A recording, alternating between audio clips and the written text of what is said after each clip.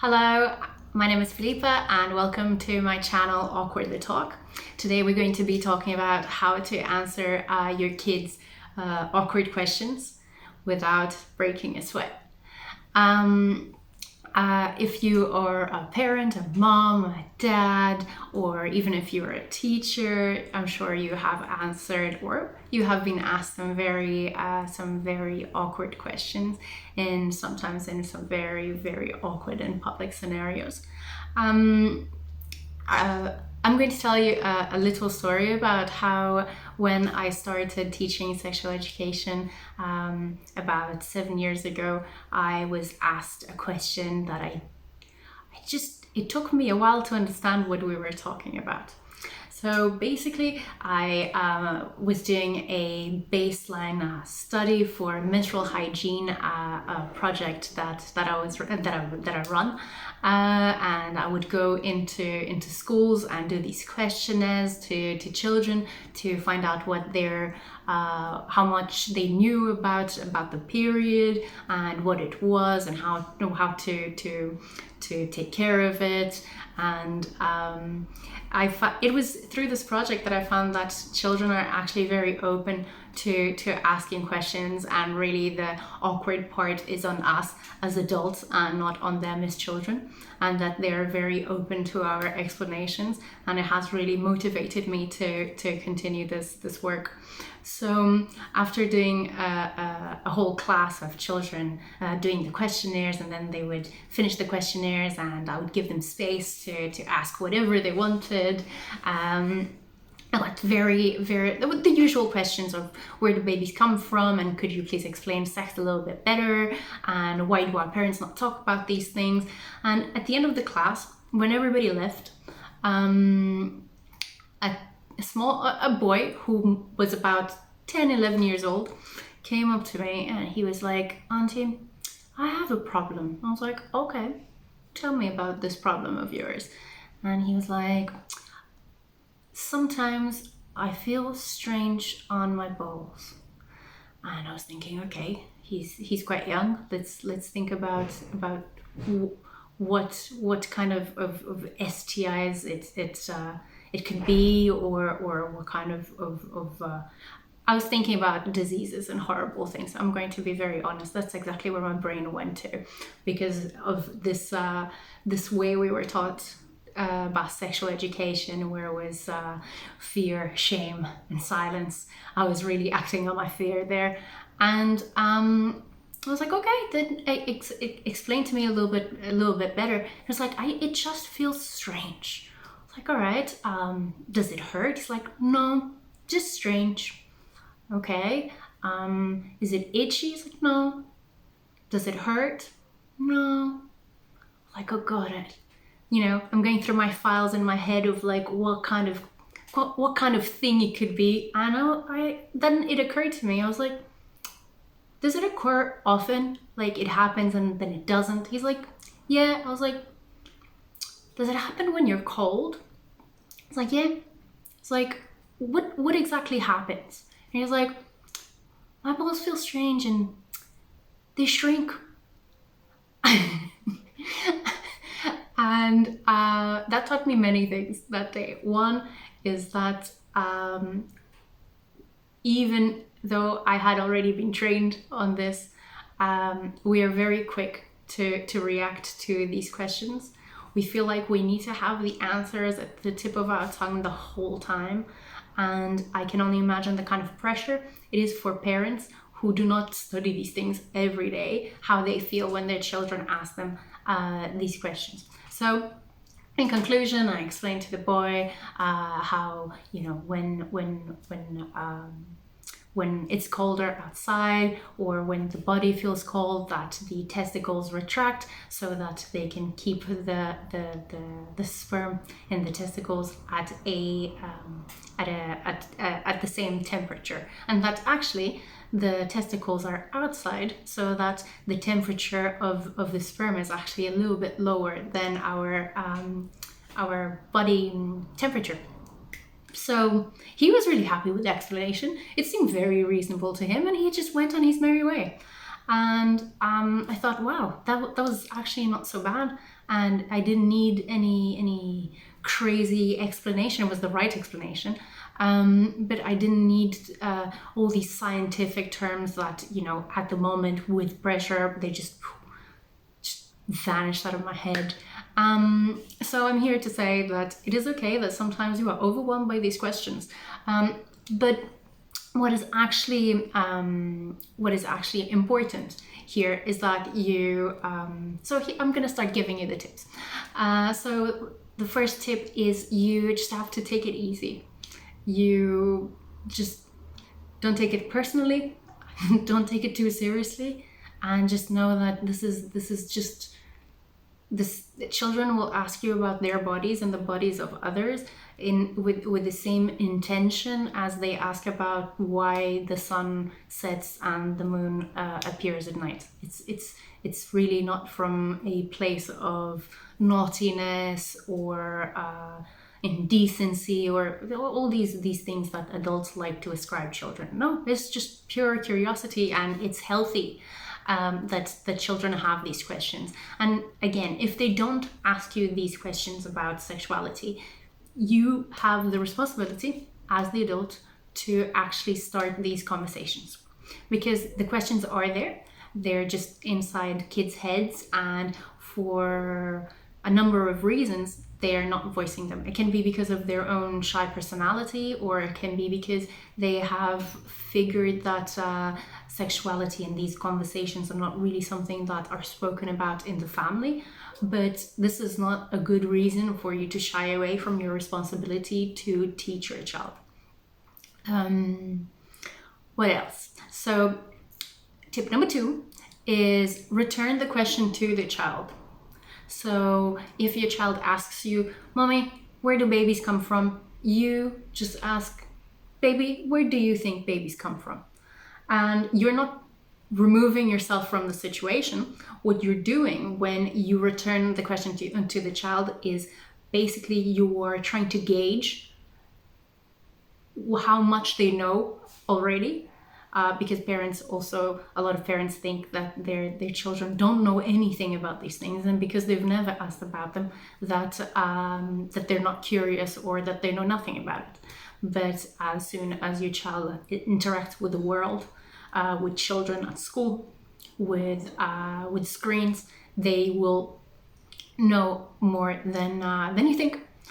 So it is important for you to understand what the child understands about the subject, and then you tip number 3, you tell them the truth. You explain to them that depending on the age. So what you want to do here is you want to take into consideration your child's developmental stage, mental, physical, and emotional, right? You are the expert of your child. It's not me, it's not any other sexual educator that's going to give you the right answer for that specific question at that specific moment. You as a parent, because of your relationship that is, I assume, close to your child, you will know better how much information or what kind of information your child is able to hear, process, and retain. So what you want to do is you want to use very simple language, but you're always telling the truth. Don't tell them about stalks or seeds. You have to be very careful with this conversation about, daddy puts a seed in mommy, because I find children get scared of eating watermelon and be pregnant, for example. They're children. They don't understand how the world works. So in their minds, if you say that daddy just gave mommy a seed and, a baby came about, they will sometimes extrapolate that if they eat seeds of whatever, that they are going to be pregnant. It happens, and it's okay. So the conversation here is not, what you want to say is that it is like a seed, but you're never saying it is a seed.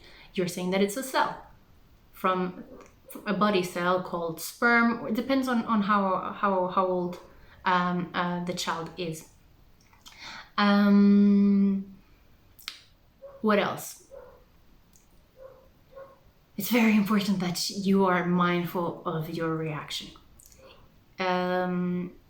How you react, not just verbally, but also facially, is very important. If you're a child and feels that you have a negative reaction towards this question that they have posed, they are less likely to ask you such questions again.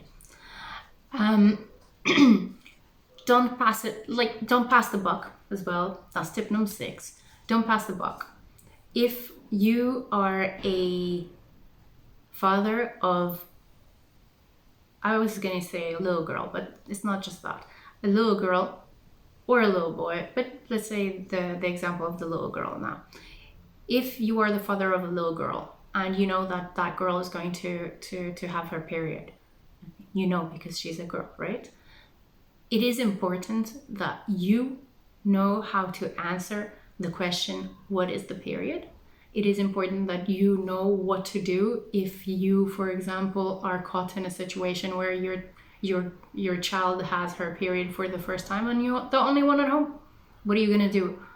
Oh, let's wait until mommy gets home and, you know, you can just have your period just there. No, you have to be able to have these conversations, and you have to be able to address these situations, because we cannot predict where they are going to happen, whether they're going to happen in school or at home or what have you.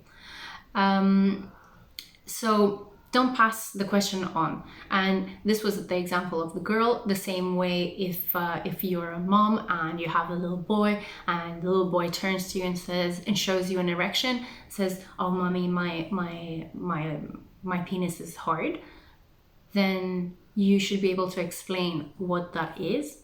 And instead of just saying, "Oh, you know, ask dad about it," the answer to that question is, just in case you need it, is that there's blood circulating in our body, and that sometimes when we are feeling a little bit excited and overwhelmed sometimes, or when the boys need to pee, that the penis gets hard and a little bit bigger, because more blood flows into the penis. And that's perfectly healthy. It means that your penis is okay, and it happens to all boys, and it will happen forever, and it just means that you and your penis are healthy. Full stop. That's the explanation to children having erections.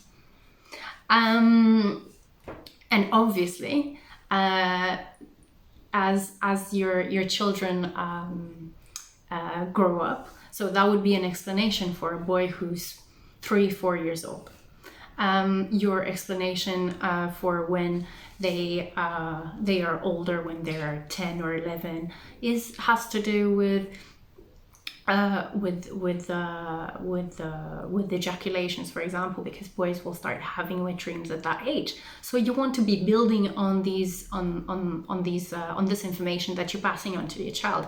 This is why it's so important for you to have these conversations very early, because the level of intricacy and, say, awkwardness, if that's how you feel about it, is smaller when they are smaller. Right? Because the answers you have to give them are slightly more simple. So you are building up your child's sexual education along as at the same time as you are building up your own confidence to tackle these conversations, so that, you know, when you know you have a teenager and a teenage boy comes to you and says that it burns when he's peeing.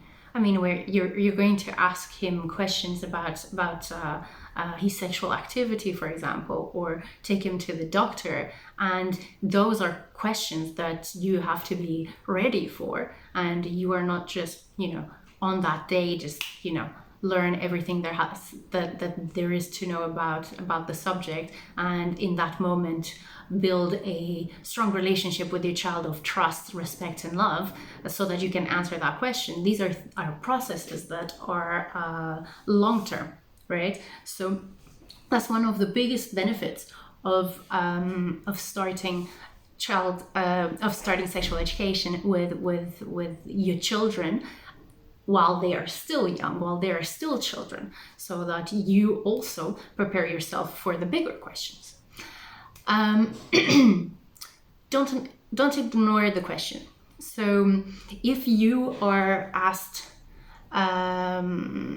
I don't know, if your child turns to you in an elevator, I love the elevator example because I've seen it happen a couple of times, and there is no way for anybody to get out of that situation and everybody's in very close quarters.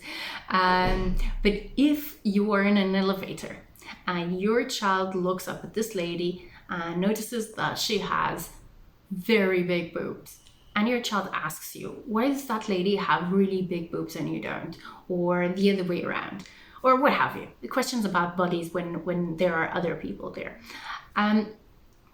You don't want to ignore the question, even if you are too embarrassed to answer the question in that moment and you say, we talk about it later. It is important that later is not too much later, and that you actually answer the question that the child posed for you. If you answer your children's questions, they will come back with more questions because you are now a reliable source of information. Also, you are a trusted source of information where they can just come to you and ask you anything about anything. What this means is that your relationship is based on a bond of trust and respect, where you have these exchanges with your children, where you have to be open to teaching as well as learning. And finally, after your explanation, you have to make sure that your children, that your kids understand what was actually meant. It is it's too easy to just give a rushed answer or a very overly complicated one because you really want to get this right and you really want to be scientifically correct about everything, and your child just looks at you and just doesn't get it. If they don't understand the answer, then they are also less likely to come talk to you and ask you about these things, because they feel that you don't get it and also they don't get it. So make sure that after you ask, the child asks question, you return the question to them. What do you think happens? They say it, and you don't correct them, but you provide the full picture, and you I don't mean don't correct them. Obviously correct them if they're saying something wrong, but do not do it in a way that they feel silly or that they feel ashamed for asking it, right? And then ask them what they think of the explanation and what they got out of it. So they tell you again what the answer was to their own question. And this feedback loop that you are creating is incredibly important, also to build these skills of communication and understanding between people, so that we are not just talking at children, which is the worst thing we can do. We're not just talking at them, we are also listening to what they have to say. So these are my 8 tips to answer your kids' awkward questions. Keep it simple. Return the question to the child. Tell the truth. Use simple language. Mind your reaction. Face. Don't pass the buck. Don't ignore the question, and make sure that the kid understands what has been explained. So if you like this video, please let me know, like, share, comment. If you have any questions, please leave them on the comments, or you can also contact me through a private message. So if you think that there's anybody out there that will benefit from this video, feel free to share with them too. Thank you so much. Bye.